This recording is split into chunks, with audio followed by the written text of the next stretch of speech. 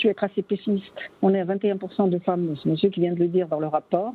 On a baissé quand même. On était à 30% en 1999. On n'a pas gagné au change. Donc, je trouve que c'est vraiment dommage d'ignorer cela, d'autant que toutes les études donnent que pour la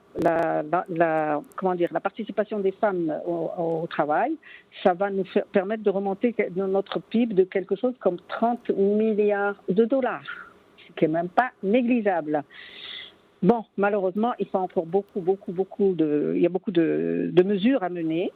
Sur le plan du droit, disons que la femme maintenant, elle est autorisée à travailler, elle ouvre son compte en banque sans autorisation du mari, je ris parce que c'était comme ça il n'y a pas de temps, et elle fait des études, et même apparemment, d'après ce que j'en sais, c'est qu'elle réussit brillamment ses études, sauf que quand vous venez sur le marché du travail, c'est une autre paire de manches.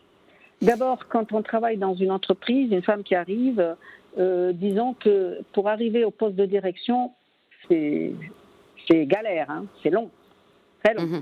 Et pourtant, un homme qui arrive, il aura plus facilement accès à ces postes-là, il y arrivera beaucoup plus facilement, parce que parfois, les employeurs utilisent aussi un autre critère. Ils disent, bon, une femme, elle va avoir des enfants, donc ça va retarder la production, etc. Exact. Mais tout ça, je pense qu'il est utile qu'on revienne là-dessus et dire que les femmes, aujourd'hui, sont en mesure de travailler, d'accepter les plus hautes responsabilités sans aucun complexe.